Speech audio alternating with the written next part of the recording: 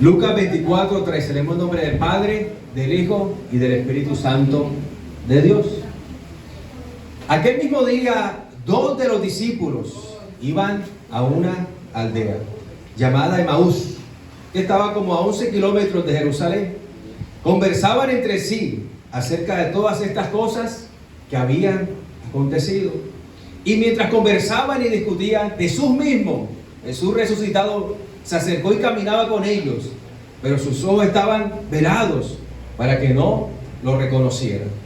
Y él les dijo: ¿qué discusiones son estas que están teniendo entre ustedes mientras van andando? ¿Qué más sigue diciendo?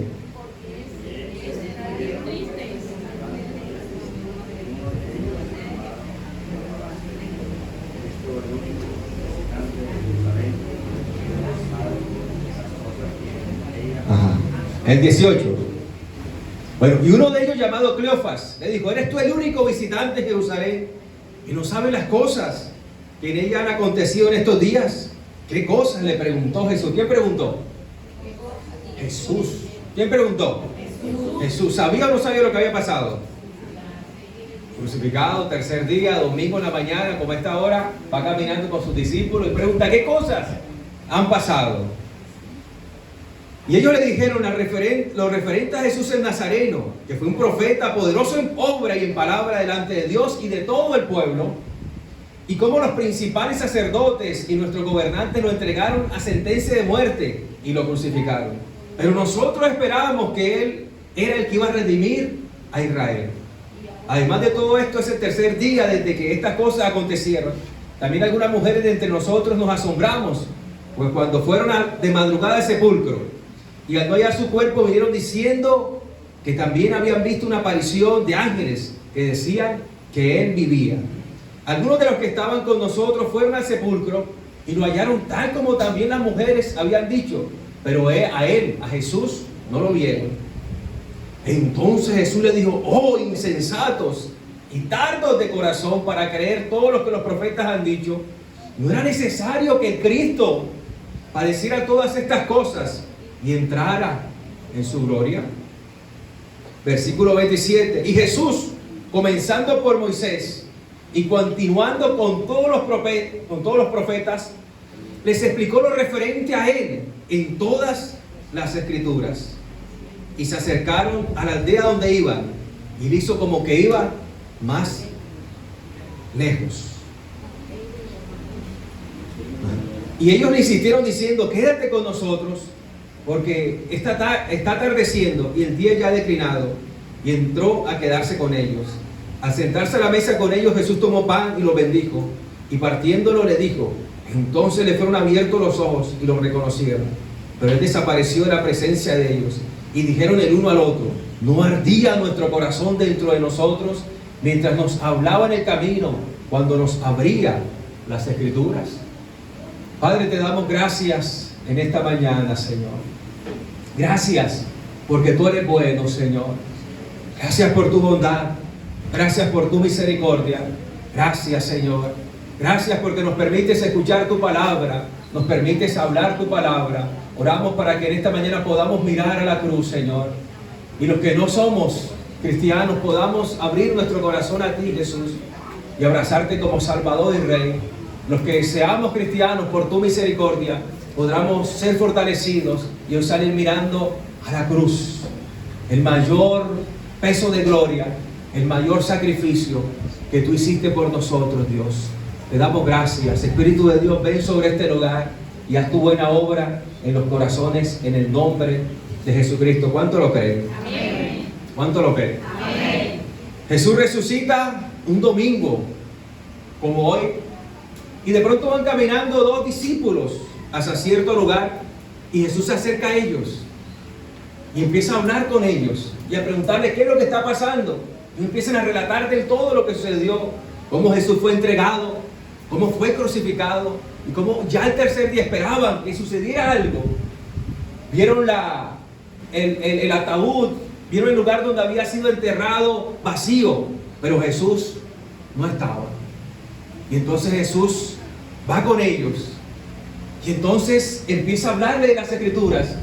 ¿Y qué les dice la Escritura? Versículo 27. Jesús, comenzando por Moisés y continuando con todos los profetas, les explicó lo referente a él en toda la Escritura. Mire, Jesús empezó a hablarle, a contarle lo que había sucedido y lo que debía haber sucedido y lo que se cumplió en él. Y él empezó desde Moisés y continuó por los profetas y le habló todo lo referente a él que se encontraba en las Escrituras. La Biblia, de Génesis a Apocalipsis, tiene un solo tema. ¿Y cuál es ese tema? Jesús. La Biblia de Génesis a Apocalipsis habla de Jesús. Cuando Jesús le dice desde Moisés, está hablando de Génesis, Éxodo, Deuteronomio, los 5 primeros libros. Cuando habla de los profetas, está hablando de Josué, está hablando de David, está hablando de Isaías, está hablando de Malaquías, de los profetas. Cuando escuchamos que Jesús dice que de Moisés y los profetas, está hablando de que todo el Antiguo Testamento habla de ¿quién? Jesús. Habla de Jesús. Lo referente a él en todas las Escrituras. Todas las Escrituras, toda la Biblia, ahí, sostenga la Biblia en sus manos, tiene un solo tema. Habla de un solo tema y tiene un solo protagonista, de Génesis y Apocalipsis. ¿Y quién es? Jesús. Jesús. Por eso el tema que vamos a ver en estos domingos que vienen, empezando por hoy, será Jesús, la historia de la salvación. Y vamos a ver la historia que nos cuenta la Biblia de Génesis y Apocalipsis, que es la historia de la salvación. Y vamos a ver cómo esa historia tiene un solo tema, un solo protagonista que se llama Jesús. Y Jesús en Marcos capítulo 24 nos da la forma de leer la Biblia, nos da la forma de estudiar la Biblia y nos da la forma de predicar correctamente la Biblia. La Biblia de Génesis, empezando por Moisés, por los profetas, toda la Escritura habla de Jesús. Tenemos que leer mirando a Jesús. Tenemos que estudiar la Biblia buscando a Jesús, no introduciéndolo en cualquier versículo, sino mirando ese versículo que me está hablando de Jesús. Debemos predicar mirando a Jesús, mirando a la cruz, porque todos nuestros problemas se resuelven desde la cruz. El Evangelio resuelve problemas, porque el Evangelio, Dios trajo el Evangelio al mundo para resolver el problema más grande de la humanidad que nadie en esta tierra podía resolver, y era el pecado, porque la palabra dice que el pago del pecado es la muerte. Era el problema más grande, pero Dios trajo el Evangelio, trajo a Jesucristo, envió a su Hijo a morir, y con esa muerte, con ese sacrificio, solucionó el mayor problema de todos. ¿Cuánto lo creen? Y entonces, si solucionó el mayor problema, que era la raíz de los problemas, que la paga del pecado es la muerte, ¿cómo no solucionará el resto de problemas?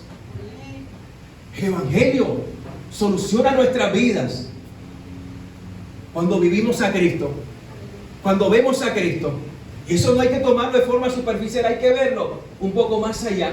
Pero en el Evangelio encontramos respuestas a nuestra vida. Por eso la Biblia es tan intensa, porque hay respuesta para todo lo que usted esté viviendo. Una decepción amorosa, la Biblia nos da la respuesta. Una deuda, la Biblia trae respuesta, calma a nuestra vida. Problemas emocionales, estrés, cansancio, la Biblia trae respuesta a nuestra vida. Vergüenza, pecado, cosas ocultas, cosas que a nadie le he contado. La Biblia, la Escritura, trae respuesta a nuestra vida. ¿Sabe por qué? Porque toda la Escritura de Génesis y Apocalipsis apunta a Jesús y a este crucificado en la cruz, y que al tercer día resucitó. Diga conmigo, yo lo creo. Amén. Y tenga su Biblia ahí abierta. Vamos a algunos pasajes rápidamente. Juan capítulo 5 versículo 39. Juan 5, 39, anoten.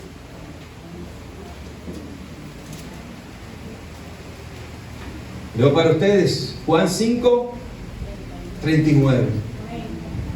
Ustedes examinan, le está hablando Jesús a los judíos, ustedes examinan las Escrituras porque piensan tener en ellas la vida eterna, y son ellas las que dan testimonio de mí, pero ustedes no quieren venir a mí para que tengan esa vida.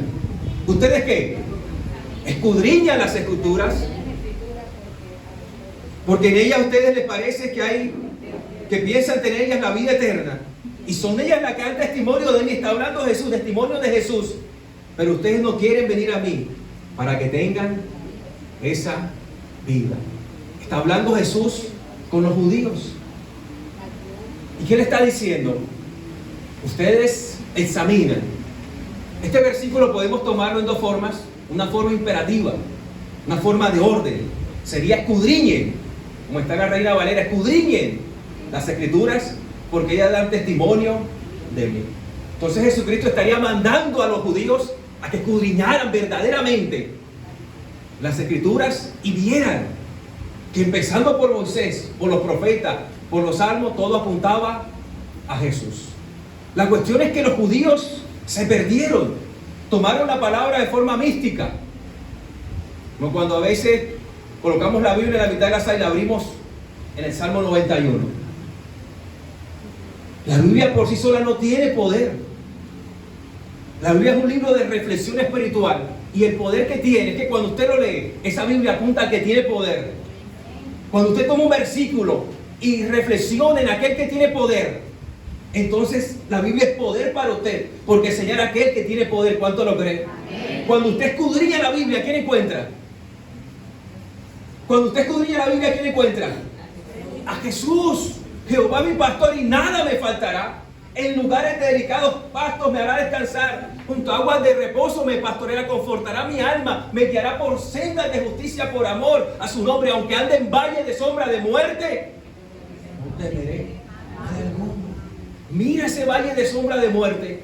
Algo terrible. Pero ¿quién anduvo por ese valle de sombra de muerte en la cruz? ¿A quién está apuntando el Salmo 23? El Salmo 23 no está apuntando primeramente a mi problema, a mi valle de sombra de muerte que estoy viviendo. No, el Salmo 23 está apuntando a aquel que en la cruz del Calvario caminó por ese valle de sombra de muerte, para que ahora nosotros pudiéramos por su sacrificio, por su muerte, levantar nuestras manos y decir: Jehová, tú eres mi pastor y nada me faltará. Pero ¿por qué podemos decir que es nuestro pastor? Porque el Salmo 23 nos señala el sacrificio de Jesús. Sin Jesús no podríamos decir: Jehová es mi pastor. No podríamos. Sin Jesús el Salmo 23 estaría incompleto. Y sin que usted halle a Jesús en el Salmo 23, está incompleto ese salmo para usted. Si lo tomamos de forma mística, lo hablo en el Salmo 23, Jehová mi pastor. Tienes que escudriñarlo. Tienes que ver a Jesús, que cruzó ese valle de sombra de muerte, latigado, ensangrentado, molido a golpes, dañado hasta la última gota de sangre.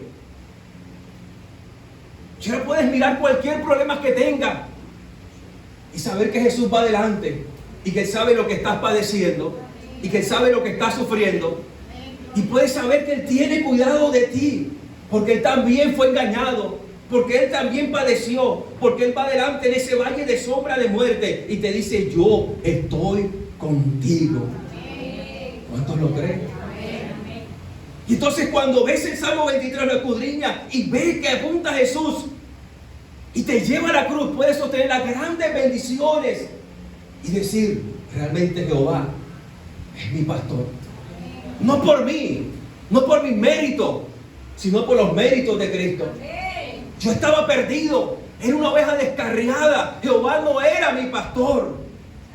Pero Cristo murió en la cruz del Calvario, atravesó ese valle de sombra de muerte y me llamó y me llama y me sigue llamando para que yo venga a ser oveja del Señor, y entonces pueda decir: Jehová es mi pastor y nada me faltará. A su nombre. Entonces Jesús le dice: escudriñen a los judíos, escudriñen, miren que toda la Escritura habla de mí. Pero es lo mismo que Jesús nos está diciendo a nosotros como iglesia, porque vamos muchas veces a la palabra y nos encontramos nosotros: todo lo puedo en Cristo que me fortalece. Salgo fortalecido. No, la Biblia no te está diciendo que tú puedes, porque no podemos. Somos imperfectos, nuestras fuerzas se acaban. Si la salvación dependiera de nosotros, ¿quién sería salvo? Por eso la salvación depende de Él, de Jesús que murió en la cruz del Calvario. ¿Cuánto lo creen? Tenemos que leer la Biblia como Jesús nos la está mandando a leer y a escudriñar, encontrándolo a Él. En cada texto lo encontramos a Él y en Él resolvemos las diferentes circunstancias que tenemos. Pero si vamos a la Biblia y queremos un consejo, queremos algo de motivación, la Biblia no es de motivación. La Biblia no habla de motivación, pero te motiva. Porque cuando miras a aquel que murió en la cruz del Calvario, tú dices, esto que estoy viviendo no se compara. Mejor recojo mi gallo. No se compara en nada a lo que Él vivió por mí. Escudriñen las Escrituras y vean que hablan de mí. Y entonces le decía a los judíos, pero ustedes no quieren venir a mí para obtener esa vida. Miren la cuestión. Escudriñen las Escrituras porque piensan que en ella hay vida eterna. ¿En la Escritura hay vida eterna? Sí. Pero miren lo que dice. Y son ellas las que dan testimonio de Jesús. Miren esto, en la Escritura hay vida eterna porque apuntan a Jesús. Y entonces, ¿qué más dice Jesús? Pero ustedes no quieren venir a mí para que tengan esa vida. Las Escrituras dan vida eterna porque apuntan a Jesús. Pero ¿cuándo obtengo esa vida eterna? Cuando las Escrituras me llevan a Jesús, que es el que tiene la vida eterna, que está en las Escrituras. ¿Cuánto lo creen? Ya conmigo, yo lo creo. Yo lo creo. Ahora, imperativamente escudriñen. Pero también este verbo en griego, esta palabra escudriñen, también puede ser indicativo. No como una orden escudriñen, sino que también puede estarle diciendo, ustedes estudian las Escrituras, indicándole, ustedes estudian las Escrituras, ustedes las estudian y creen que en ellas hay vida eterna, pero no han entendido que ellas apuntan a mí, y eso es para nosotros. ¿Cuánto estudian las Escrituras? ¿Y cuándo en las Escrituras has encontrado a Jesús? Sinceramente, ¿lo que leíste hoy te llevó a Jesús? ¿Seguro? ¿Lo que leíste hoy te llevó a Jesús? Lo que leíste hoy, sea el Pentateuco, sea los profetas, sea el Salmo, sea los Evangelios, las Epístolas, Apocalipsis, dio testimonio de Jesús. Porque eso es lo que está diciendo Jesús aquí. Y ellas son las que dan testimonio de mí. Y al encontrar ese testimonio, entonces habrás venido a mí y yo te daré vida eterna. ¿Has leído la Biblia buscando a Jesús? Si somos sinceros al dar la respuesta, no. Sería un no. No estoy leyendo la Biblia de la forma correcta porque no estoy hallando a Jesús. Y ese sería la principal circunstancia, el principal elemento, el principal causante de los problemas que tenemos como cristianos. ¿Cuántos de los cristianos que están aquí tienen problemas?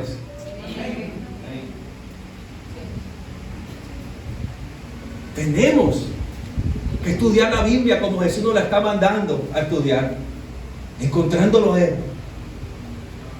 Cada letra, cada versículo, desde donde tú tomes la Biblia, te lleva a Jesús. Esto es lo asombroso de este libro. ¿Cuánto lo creen? Diga conmigo, yo lo creo. Hebreos capítulo 12.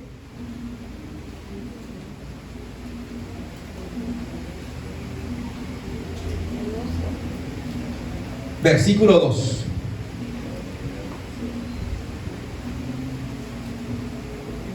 Hebreos 12:2. Desde el 1. 12:1. 12:1. Por tanto, puesto que tenemos en derredor nuestro tan gran nube de testigos, despojémonos también de todo el peso y del pecado que tan fácilmente nos envuelve, y corramos con paciencia la carrera que tenemos por delante. Diga al hermano que tiene a su lado, corre con paciencia. ¿Por qué te estresas? ¿Por qué te impacientas? Corre con paciencia. Mire, Dios nos ha llamado no a correr un sprint, sino un maratón. Un sprint, una máxima velocidad. 100 metros, usted tiene que darlo todo. Mientras que hay maratones que duran 5, 6, 7, ¿usted cómo tiene que ir? Se pone a correr y no llega ni a la primera etapa. ¿Usted va? ¿Cómo va usted? Usted va al ritmo. ¿Sí? Usted va caminando al ritmo, porque esta carrera de la fe, la vida es un maratón, no es un sprint. Hermano, ¿por qué está corriendo? Estoy buscando la bendición, pastor. Si Dios dijo que lo seguíamos ahí, las bendiciones nos alcanzarán. Dígale al hermano, deja de estar correteando la bendición. Corretea a Dios y las bendiciones te van a corretear. Busca a Dios, métete en los negocios del Señor y Dios te va a alcanzar con sus bendiciones. ¿Cuánto lo creen? Entonces la vida no es un sprint que usted está corriendo de aquí para allá, no. Cuide su corazón. Cuide su corazón. Nos afanamos 20, 30, 40 años, ya 60, 70, un infarto y quedas ahí. Cuida tu corazón. ¿Qué dice la Biblia? ¿Quién podrá, por mucho que se afane, añadir 1 centímetro a su estatura? ¿Tú puedes hacerlo? La vida no es un sprint que corra, no, la vida es un maratón. Eso es lo que nos está diciendo. Y corramos con paciencia. ¿Y cómo se corre?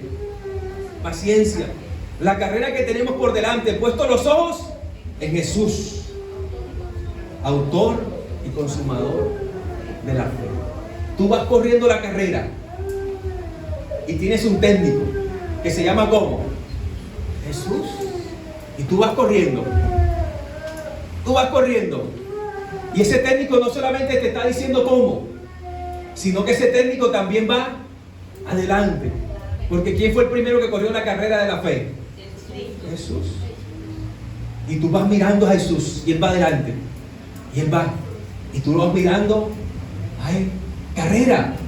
Mire cómo empieza el versículo 12. Por tanto, es consecuencia de algo que usted dijo antes. Mira que te estoy advirtiendo que esto, aquello, y por tanto, cuidado. Cuando utilizas esa partícula por tanto, es porque se dijo antes y una conclusión. ¿Y qué está hablando Hebreos 11? De los héroes de la fe. Lo que nos está diciendo es que estos hombres, empezando por Abel, corrieron con paciencia la carrera de la fe. ¿Y a quién miraban?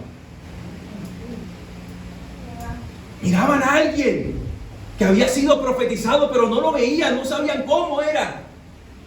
Tenían una fe tremenda, porque miraban a quien no conocían. Y pasaron por Abel, por Abraham, por Moisés, corrían con paciencia la carrera, pero miraban. Usted le puede leer Hebreos 11, cuando habla de Moisés. Dice que Moisés se mantuvo firme en el desierto, en contra de la ira del faraón, porque se mantuvo como viendo a quién. ¿A quién veía? ¿A quién veía? ¿Veía algo? Pero sabía que había alguien. ¿Y quién era ese alguien? Jesús en la cruz del Calvario. Pero usted y yo sí lo vemos. No corremos la carrera como ellos. Dios nos ha dado cosas mejores a nosotros y corremos la carrera mirando a Jesús en la cruz del Calvario. Y usted ve que empieza a decirnos por Abel, por Moisés, todos corrieron la carrera de la fe. Y luego llega Jesús.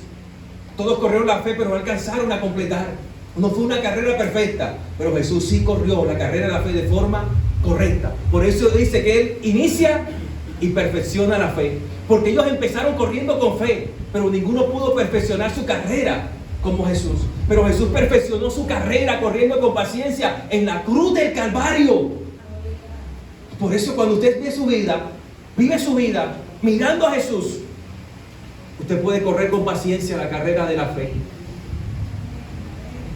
Y mire, esto es tremendo, porque la Biblia está enlazando a los héroes de la fe, Abel, Moisés, Abraham, David, Gedeón, lo está enlazando con nosotros.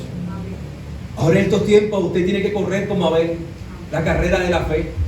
Ahora en estos tiempos usted y yo somos los héroes de la fe de esta época. ¿Cómo estamos corriendo nuestra carrera? ¿Qué estamos persiguiendo? Cada mañana que nos colocamos nuestra ropa de corredores, ¿hacia dónde vamos? ¿A qué apunta nuestra vida? ¿Qué perseguimos? ¿Qué queremos alcanzar? ¿Estamos siguiendo a Jesús? ¿Estamos corriendo la carrera de la fe de Jesús? ¿O estamos corriendo nuestra propia carrera?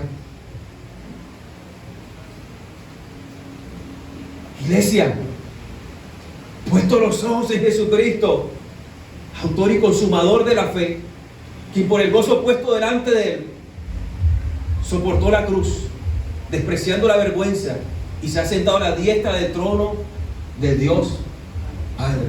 Hay recompensa para la carrera de la fe que estamos viviendo.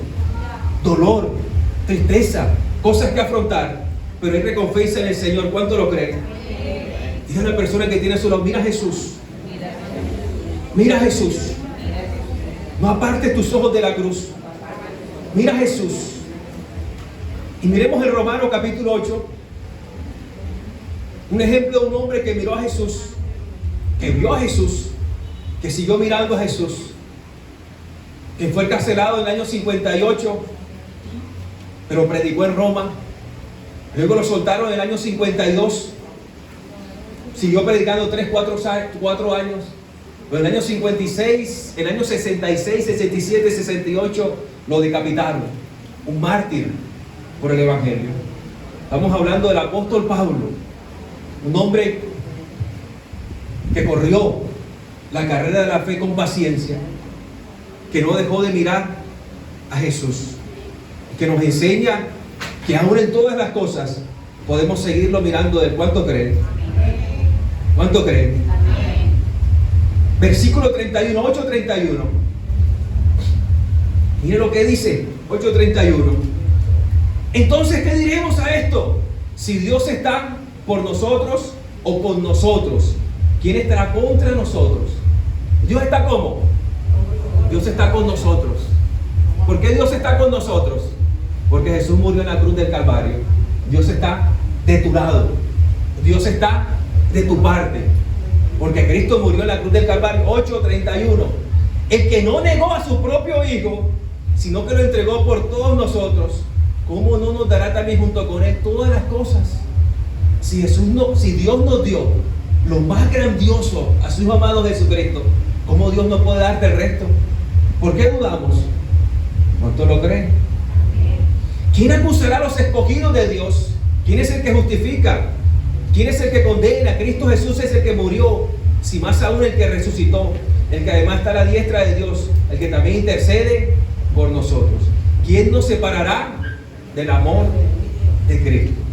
¿Tribulación o angustia? ¿Cuántos sienten tribulación en estos momentos? ¿Cuántos sienten angustia en estos momentos? ¿Tribulación o angustia? El apóstol Pablo está diciendo que ni la tribulación ni la angustia lo podrá separar de Dios. Pero ¿cómo el apóstol Pablo logró eso? Está viviendo momentos difíciles, momentos de angustia, pero dice que la tribulación y la angustia lo separará de Cristo. ¿Por qué? Lo separará el amor de Dios que es en Cristo Jesús. ¿Por qué? Porque el apóstol Pablo estaba mirando a Jesús. Estaba mirando a la cruz. ¿Cuánto lo creen? ¿Y por qué la angustia no lo apartaba de Dios? ¿Saben por qué? Ni la tribulación ni la angustia lo separaba de Dios. ¿Saben por qué? Porque en la cruz hubo uno que vivió hasta la angustia más terrible. En la cruz hubo uno que fue atribulado hasta lo sumo, pero que no se bajó. No se bajó. Para que usted y yo en medio de nuestras tribulaciones podamos mirarlo a Él y seguirlo a Él y ser fiel como Él. Y Él fue atribulado para que en medio de nuestras tribulaciones fuéramos consolados, recibiéramos consuelo. Y Él fue atribulado hasta lo sumo para que nosotros en medio de nuestra ansiedad recibiéramos consuelo. Y Él fue angustiado hasta lo sumo. Cuando estaba en Mateo capítulo 28 en Getsemaní, Jesús dijo: estoy triste hasta la muerte. Hubo uno que fue a la cruz y estuvo triste hasta la muerte para que tú no estuvieras más triste. Cuando pones tu esperanza en aquel que murió en la cruz del Calvario, en aquel que estuvo triste hasta la muerte, pero que murió, dio ese sacrificio por ti y por mí, no hay tribulación que pueda vencerte, porque eres fuerte en Jesús, no en mis propias fuerzas, sino en Jesús. ¿Cuánto lo creen? O persecución. La persecución no puede separarme del Señor. ¿Por qué? Porque pongo mis ojos en Jesús. ¿Fue perseguido o no fue perseguido? Y entonces dice la palabra reiteradamente que se organizaron los fariseos y los saduceos y tramaron, ¿para qué? Para matarlo. Y hacían celada, lo acechaban, lo perseguían. Él fue perseguido hasta lo sumo. Y hasta en la cruz. Pero él fue perseguido para que tú tuvieras paz. No tuvo paz Jesús en la cruz. Hasta el Padre le dio la espalda. Dios, Dios mío, ¿por qué me has desamparado? Para que la paz que Él ganó en la cruz viniera sobre ti. Mira a Jesús. En medio de la persecución, mira a Jesús. Mira que Él ganó la paz por ti. Y ahora tú puedes tener paz en Él. ¿Cuánto lo crees? Ni tribulación, ni angustia, o persecución, o hambre. El hambre no me separará del amor de Dios que es en Cristo Jesús. ¿Por qué? Porque puedo aguantar hambre. No, porque tengo que mirar a Jesús. Puesto los ojos en Jesús. Él aguantó hambre en esa cruz. Sí, hambre. Pero Él sufrió hambre para que usted y yo tuviéramos el pan del cielo. Porque no solo de pan vivirá el hombre, sino de toda palabra que sale de la boca del Señor, que nos da el Señor en Cristo Jesús. Él aguantó hambre para que el pan del cielo, que alimenta nuestras almas y que nos da vida eterna, pudiéramos comerlo a diario. ¿Cuánto lo creen? Ni hambre, ni desnudez. ¿Por qué podemos sufrir desnudez? Porque ya no correteamos, no estamos corriendo que el 7 de diciembre hay que estrenar, que el 24 de diciembre hay que estrenar, que el 31 de diciembre hay que estrenar. ¿Por qué? Antes corríamos, empeñábamos, sufríamos, llorábamos, pero ahora no. ¿Por qué? Porque usted se identifica con Jesús. Porque Jesús fue desnudo. Todo fue quitado. Recuerdan que le quitaron el manto de púrpura. Los soldados, fue desnudado en la cruz del Calvario. Fue desnudado, y por su desnudez en esa cruz, usted y yo somos revestidos del mejor vestido, que es la gracia y la presencia de Cristo. Por eso dice la palabra del Señor, que si alguno está en Cristo, revestido está Él. Por eso dice la palabra del Señor, despójense, vístanse del viejo hombre, y vístanse ¿de quién? De nuevo. ¿Quién ganó ese nuevo traje? Aquel que estuvo desnudo en la cruz del Calvario, para que usted y yo jamás estuviéramos desnudos, sino revestidos de la presencia del Señor. Y entonces entendemos que ese es el mejor traje. Aunque todos los domingos vengan con la misma, con Bel y Rosita, tengo el mejor traje, que es la presencia del Señor, que es la gracia de Él, que Él me reviste, que también suple y bendice mi vida con diferentes trajes. ¿Cuánto lo creen? O hambre o desnudez, o peligro o espada. El peligro no nos podrá separar del amor de Dios que es en Cristo Jesús. ¿Por qué? Porque Dios no me va a permitir pasar peligros. Sí nos va a permitir pasar peligros, pero hubo uno que peligró hasta su muerte y dio su vida por nosotros. ¿Has estado en peligro tu vida hasta la muerte? No. Pero hubo uno que murió en la cruz, que sí tuvo hasta la muerte, peligró su vida y dio su vida por nosotros, para que usted en medio del peligro pudiera tener paz y calma, porque Él está por nosotros y con nosotros. Y si Él está con nosotros, ¿quién contra nosotros? Versículo 37, sigue el apóstol Pablo hablando, pero en todas estas cosas somos más que vencedores. ¿Cuántos más que vencedores hay en este lugar? Pero antes de todas estas cosas somos más que vencedores por medio de aquel, de Jesús, que nos amó. Y sigue el apóstol Pablo con la lista, porque estoy convencido de que ni la muerte no nos podrá separar del amor de Dios que es en Cristo Jesús.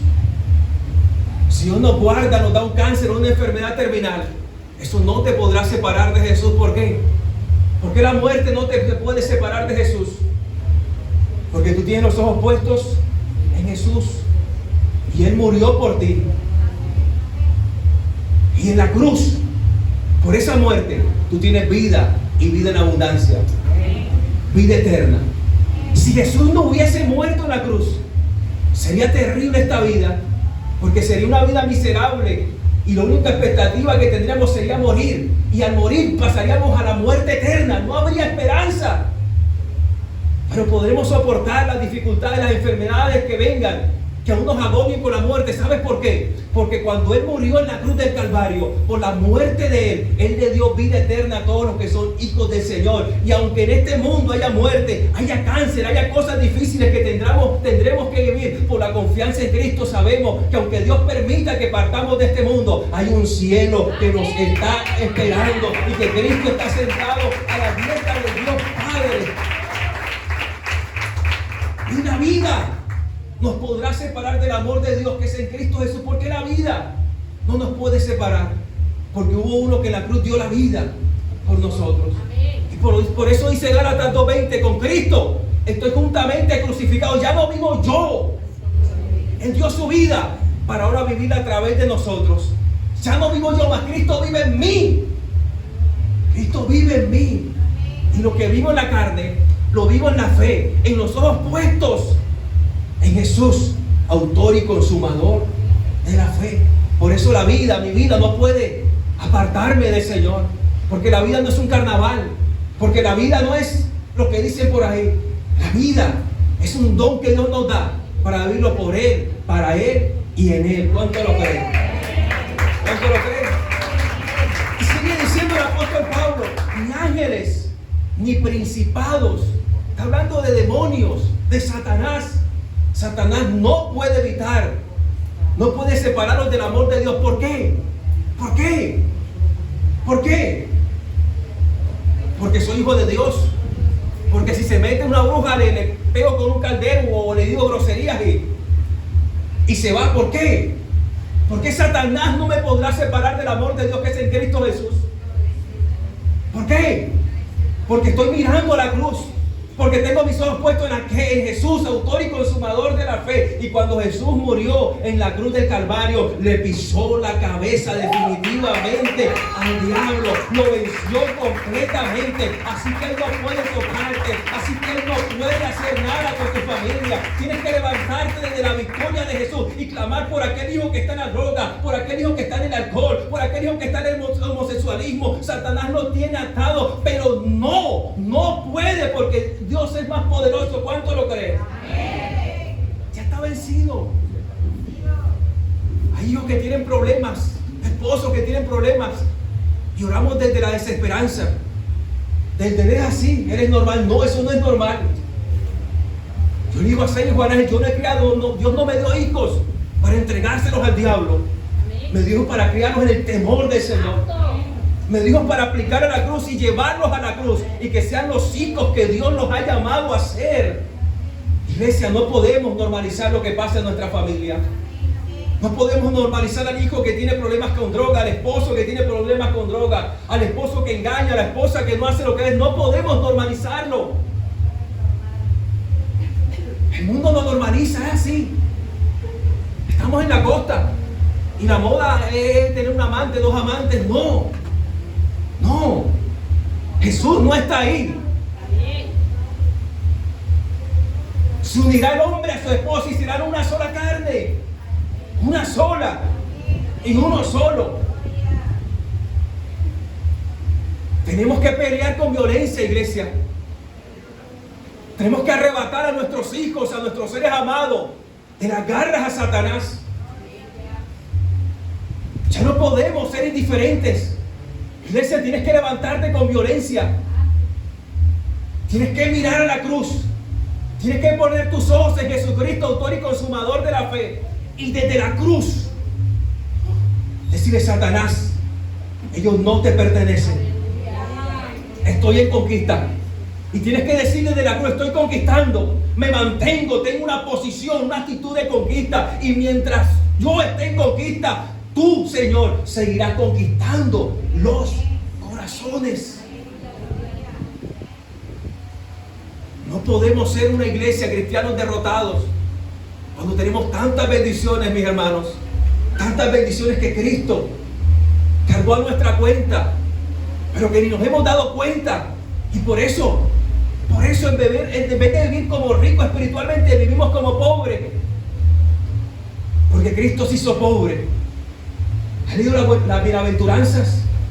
Bienaventurados los pobres en espíritu.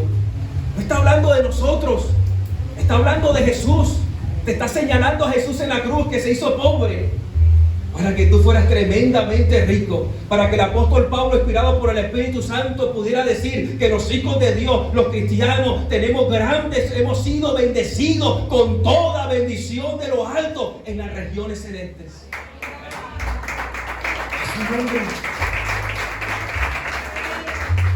Bienaventurados los que lloran, porque ellos serán consolados. No está hablando de nuestra lágrima, está hablando de aquel que lloró. Jesús lloró y no recibió consuelo, porque Dios estaba reservando algo grande para él. A la diestra del Dios Padre lloró, pero Dios tuvo que sacrificarlo por nosotros, para que por ese sacrificio usted y yo fuéramos consolados. Bienaventurados los que lloran, porque ellos recibirán consolación. Bienaventurados los que tienen hambre y sed de justicia. Jesús tenía hambre. ¿Cuál era el hambre de Jesús? La comida. Hacer la voluntad. Hambre de justicia y sed de justicia. Jesús. ¿Cuánto lo creen? Sigue diciendo: ni lo presente ni lo porvenir, ni tu pasado, ni tu presente, ni tu futuro te podrás separar del amor de Dios que es en Cristo Jesús. ¿Por qué? Pastor, no importa, ya olvidé el pasado. El pasado siempre vuelve y te revuelve. Mira hacia atrás. ¿Qué sientes cuando miras hacia atrás? Mira tu niñez. Mira ese momento traumático que viviste. ¿Duele o no duele? Pero ¿por qué el pasado no me puede separar? ¿Por qué? No, pastor, porque tengo que mirar hacia adelante y ya el pasado pasó. No, el pasado siempre va a estar ahí si no lo llevas a la cruz. Porque la cruz, desde la cruz tu pasado tiene sentido. Porque tu presente desde la cruz es que tiene sentido. Porque tu futuro desde la cruz es que tiene sentido. Porque mi pasado, mi presente y mi futuro no pueden separarme del amor de Dios. ¿Sabes por qué? Porque cuando Jesucristo murió en la cruz, murió por tus pecados pasados, murió por tus pecados presentes y también murió por los pecados que cometerás mañana, pasado mañana y toda esta semana.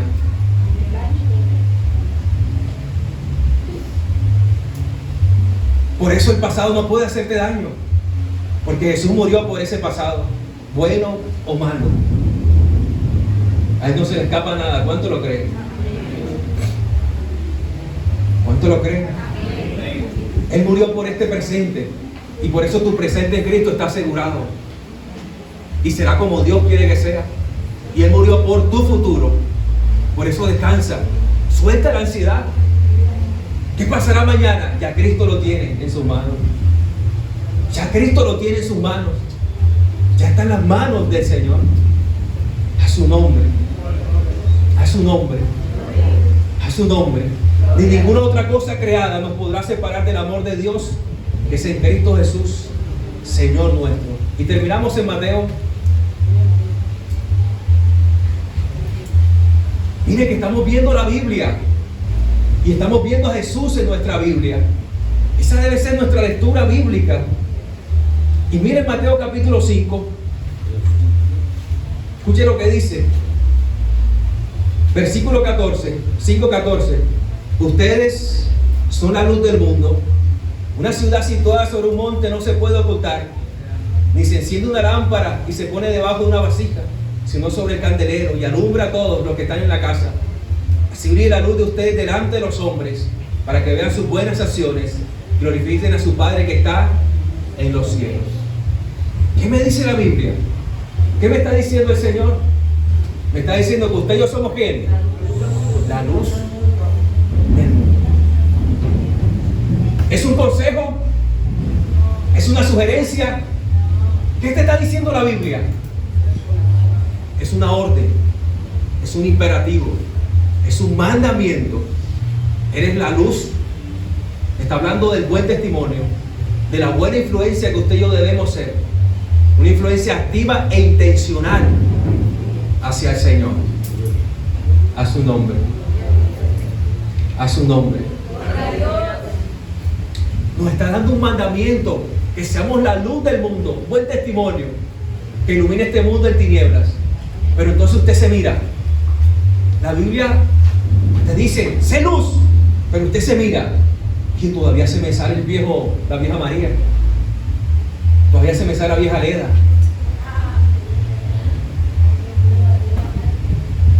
Sí, la vieja Leda todavía se me sale. Todavía se me sale la vieja Caro. Y eso es bien caro. Se me sale la vieja Mari. La vieja Giri, para que no se rían. La vieja de Niri. Por eso, se sale la vieja Delia que se está escondiendo. La vieja Milagro. La vieja chiquita, no, ya creció, ya es Dailín. La mamá de Dailín.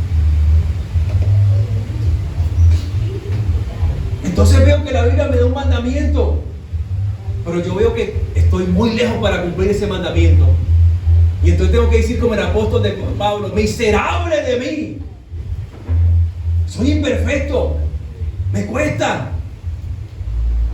Pero ¿por qué la Biblia me da un mandamiento que me cuesta? ¿Por qué? ¿Por qué? Cuando ves tu incapacidad, tu pecaminosidad, ¿hacia dónde te lleva? A la cruz. Entonces cuando quieres ser luz y hacer y deshacer y hacer show y hacer como quieras tú hacer para hacer luz y ves que no funciona, nada ha funcionado para hacer la luz de tu casa, uno que te queda es la cruz, y por ahí debimos empezar. Y entonces mira la cruz y miras aquel que en Juan capítulo 6 dijo, yo soy la luz, y aquel que venga a mí no estará en tinieblas. Ves que Jesús dijo que Él era la luz a su nombre. Pero vas un poquito más allá. Recuerda que toda la Biblia del Antiguo Testamento hasta el Nuevo habla de ¿quién? De Jesús. Y entonces vas a Isaías y recuerda que Dios le dijo a Israel, ustedes son la luz de las naciones. Mire, ¿Israel fue luz de las naciones? No lo cumplió, se encerraron en ellos mismos. Ellos fueron los que le colocaron tapa a la lámpara. Le colocaron tapa a la lámpara y no mostraron la luz de Dios. Pero Dios le dijo a Israel, serás luz de las naciones. No lo cumplieron. Pero ahora viene Jesús en Juan capítulo 6, yo soy la luz, y el que viene a mí no andará en tinieblas. Lo que Dios prometió a Israel que sería luz se está cumpliendo en Jesús. Y ahora cuando miras a la cruz y ves aquel encuentras en el texto que te está diciendo que eres luz, no te encuentras a ti, sino que encuentras a Jesús, que dice que es la luz. Y en la cruz fue la luz del mundo. En medio de las tinieblas alumbró nuestra vida. Y en medio de las tinieblas la cruz alumbró nuestra oscuridad.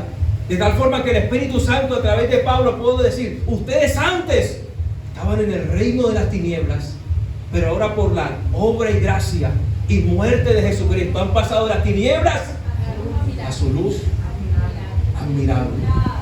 A su luz admirable. Entonces lo veo a Él que es luz y lo abrazo, deposito mi confianza en Él que es luz en la cruz, y entonces en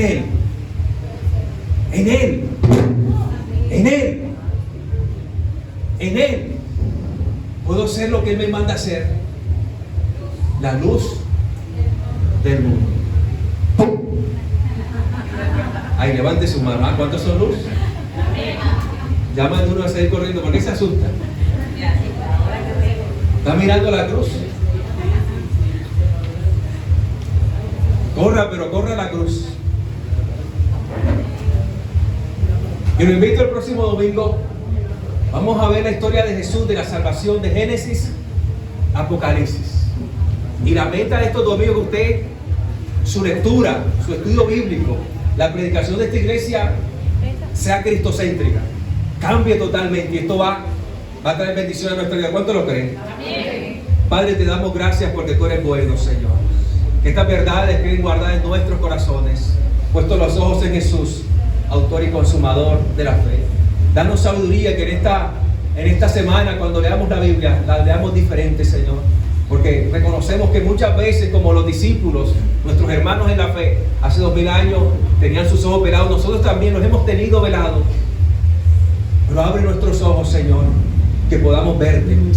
Y al verte ahí a través de la Escritura, en la cruz, sé lo que tú nos has llamado a hacer, tus discípulos, quienes crecen y hacen discípulos, podamos vivir esa vida cristocéntrica que tú nos has llamado. Bendigo a tu iglesia con toda bendición de lo alto. Te doy gracias, Espíritu Santo, porque tú seguirás haciendo la obra en nuestros corazones, en el nombre de Jesús.